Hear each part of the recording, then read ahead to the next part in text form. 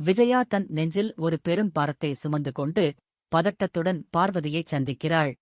அந்த பெண் சாமியார் சொன்ன மீனா இந்த வீட்டில் இருந்தால் உன் கணவன் உயிருக்கு ஆபத்து என்ற வார்த்தைகள் அவளது காதுகளில் பேரிடியாக ஒலிக்கின்றன.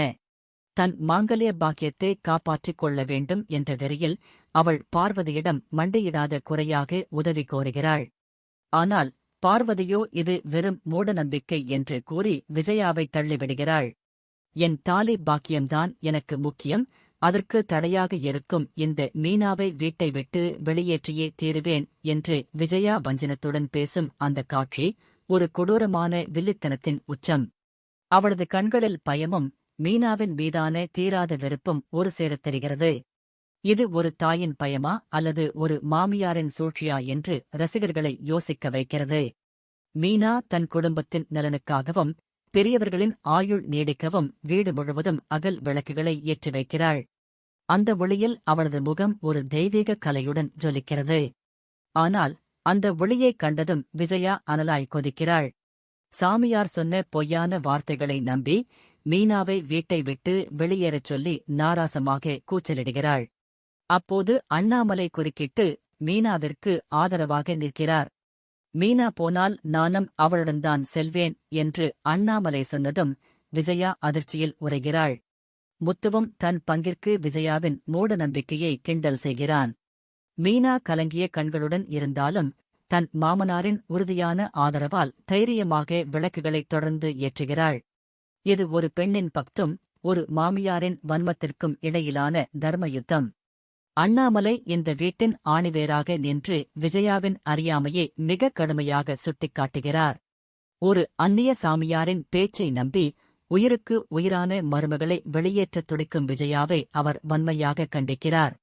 பகுத்தறிவு என்பது படித்தவர்களுக்கு மட்டும் அல்ல, மனிதனாக பிறந்த அனைவருக்கும் இருக்க வேண்டும் என்று அவர் சொல்லும் வசனம் ஒரு சவுக்கடை.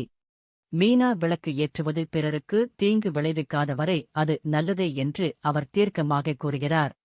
தன் மனைவியின் பிடிவாதத்திற்கு முன்னால் பணியாமல் நீதியின் பக்கம் நிற்கும் அண்ணாமலையின் குணம் ஒரு சிறந்த குடும்பத் தலைவனுக்கு அழகு. மீனாவின் கண்ணீரைத் துடைத்து அவளுக்கு ஒரு தந்தையாக அரணாக நிற்கும் அந்த காட்சிகள் இல்லத்தரசிகளின் நெஞ்சை நெகிழ வைக்கின்றன. விஜயாவின் பிடிவாதம் அண்ணாமலையின் அன்பிற்கு முன்னால் தோற்றுப் போகிறது. ரோகிணி ஒரு தந்திரமான வலையை விரித்து மனோஜை ஹோட்டல் அறைக்கு வரவழைக்கிறாள். விவாகரத்து பத்திரத்தில் கையெழுத்து வாங்க வந்த மனோஜிற்கு அங்கே காத்திருந்தது ஒரு பெரும் அதிர்ச்சி.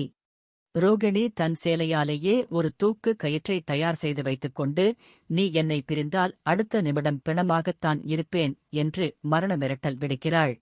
அவளது இந்த எமோஷனல் பிளாக்மெயில் மனோஜை நிலைகொலையச் செய்கிறது. ரோகிணி கண்ணீர் மல்க தன் காதலை ஒரு ஆயுதமாக பயன்படுத்தி விவாகரத்து பத்திரத்திற்கு பதிலாக தன்னை ஏற்றுக்கொள்வதாக ஒரு கடிதத்தில் கையெழுத்திடச் சொல்கிறாள். இது ஒரு விறுவிறுப்பான மற்றும் ஆபத்தான சதுரங்க ஆட்டம். ரோகிணியின் கண்களில் தெரியும் அந்த வெறி, அவள் இந்த உறவை தக்கவைக்க எதற்கும் துணிவாள் என்பதை உணர்த்துகிறது. இது ஒரு காதலின் வெளிப்பாடா அல்லது ஒரு குற்றவாளியின் தந்திரமா? மனோஜ்தான் விரித்த வலையில் தானே விழுந்தது போல உணர்கிறான். ரோகிணியின் தற்கொலை மிரட்டல் அவனை மரண பயத்தில் ஆழ்த்துகிறது. ஒரு பக்கம் விவாகரத்து பெற்றுவிட வேண்டும் என்ற அம்மாவின் கட்டளை, மறுபக்கம் போலீஸ் கேஸ் ஆகிவிடுமோ என்ற பயம்.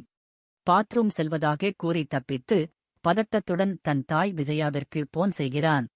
அம்மா, நான் ஒரு பெரிய வலையில் சிக்கிக் கொண்டேன், என்னை காப்பாற்று என்று அவன் கதறுவது அவரது கையாலாகாத தனத்தை அப்பட்டமாக காட்டுகிறது. விஜயாவிடம் உண்மையை முழுமையாகச் சொல்ல முடியாமல் தவிக்கும் மனோஜின் நிலை பரிதாபத்திற்குரியது. ரோகிணியின் புத்திசாலித்தனமான மற்றும் வஞ்சகமான திட்டத்திற்கு முன்னால் மனோஜ் ஒரு சிறு குழந்தையைப் போல தடுமாறுகிறான். அவரது ஒவ்வொரு சொல்லும் அவரது பலவீனத்தையும் ரோகிணியின் ஆதிக்கத்தையும் வெளிப்படுத்துகிறது.